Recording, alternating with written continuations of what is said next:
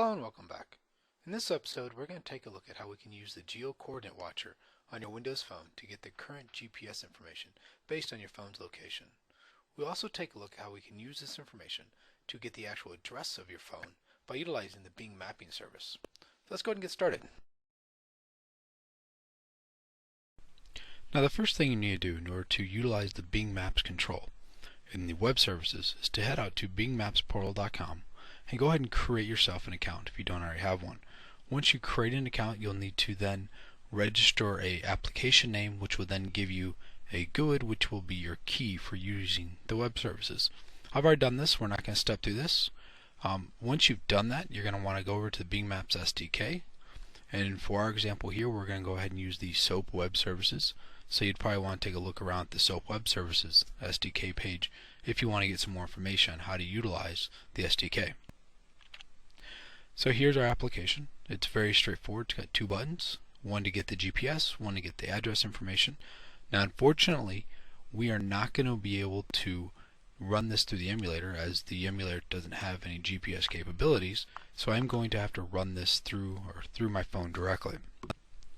So let's go ahead and start coding. The first thing you want to do when you start coding, if you're going to use the GPS that's built onto the phone, is add a reference to system.device. System.device is what has the namespaces, which gives us things like the Geo Coordinate Watcher. Now in our example here, we're going to go ahead and want to add a service. The service we're going to want to add is going to point to the Bing Maps portal SOAP services. Let's go ahead and call this geocode service. Go ahead and click OK.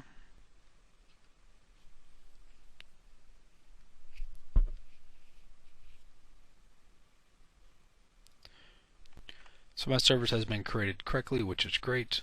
Now what I want to do is, first step, I want to step in and show you how to create the ability to grab the GPS coordinates from the phone. So to do this, what we want to do is create a new instance of our Geo Coordinate Watcher. And create that instance. Now you need to provide an accuracy. If you use the default accuracy, it will use triangulation based on not only just the cell tower, but things like Wi-Fi. Whereas if you use high, it will only attempt to do the cell tower triangulation first. So let's go ahead and use default. We'll call this Coordinate Watcher. Once I have my Coordinate Watcher, I do want to watch for position changed. That's going to tell me when something's been found.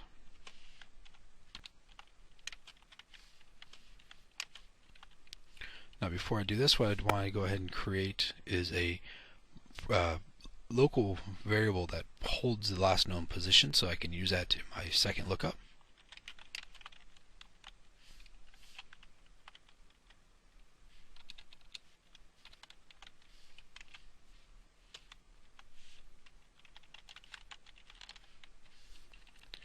And then what we're going to do here is when the position is changed, we're going to go ahead and log that into our local variable.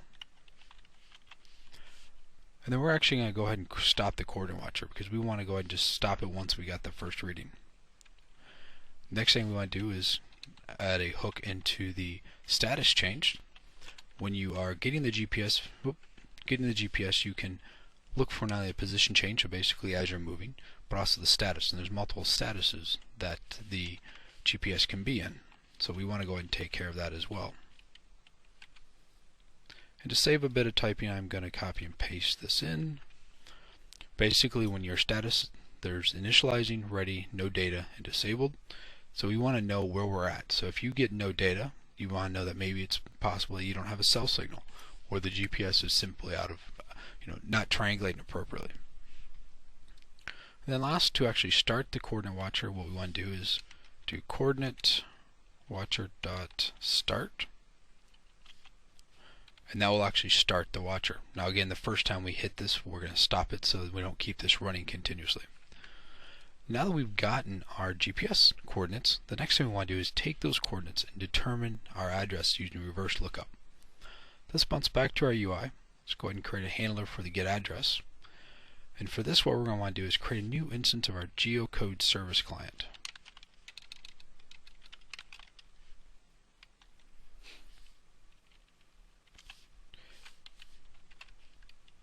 So we've got our geocode service client. So we want to go ahead and create a method that says, hey, when my asynchronous result comes back, let's go ahead and handle it.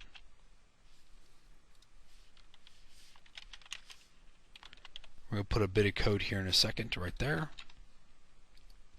Now that we've handled our completed event, we do need to actually make the web service call. So we can go say geocode service, and you see it's going to take a request.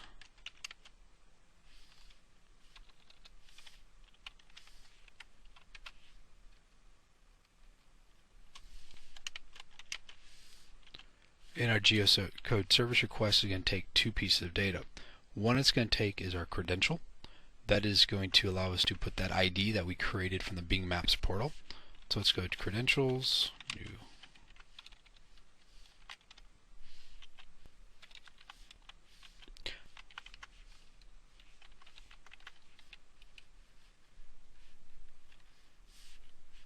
Next thing we want to do is go ahead and create our location. Now the app ID I'm using here is a demo one. It will expire, and I'll actually delete it once I post this message, so it shouldn't be usable by anybody else. So we want to say our latitude that we're going to use is from our current position .location .latitude, and our longitude is current position location longitude. This will allow us to use that GPS information we gathered from the device to actually do the reverse lookup. So now that we've wired up our call, we've made the call, we need to handle the result set. And I'm going to do a little bit of copy and pasting here just to kind of save us some time as well.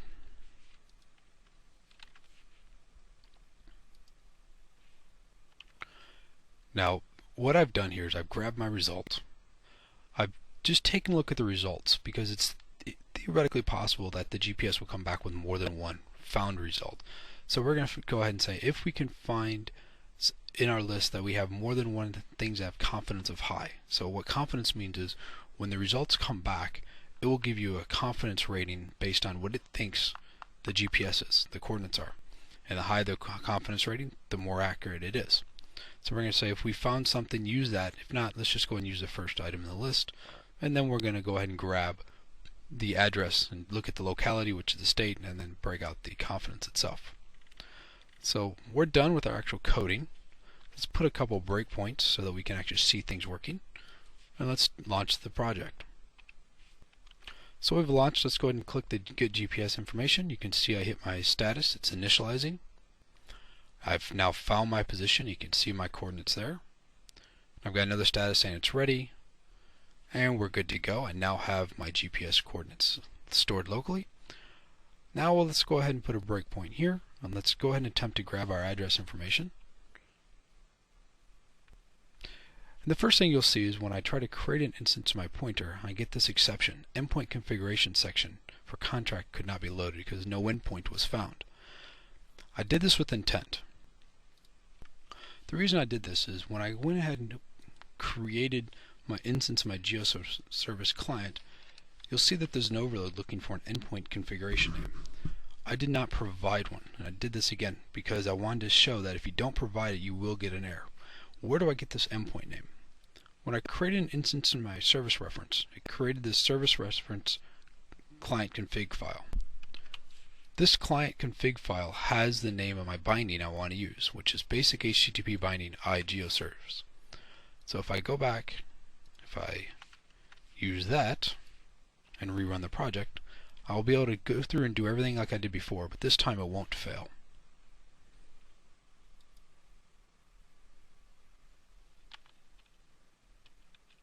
So we have our coordinates. Let's go ahead and get the address information. You see this time I'm able to step over that and it created just fine. So I've called my web service. I've gotten my result. You'll see it found one result. And I can hover over the city that I'm in, Raleigh, and my confidence is medium. And I can continue on, and there's a bunch of other things I can do with this. I can then use this to get routing information. I can use it to get mileage information as well. But this illustrates how you can use the GPS along with the Bing service to get not only the GPS from the device, but the current address from that GPS. So I hope you learned something, and until next time.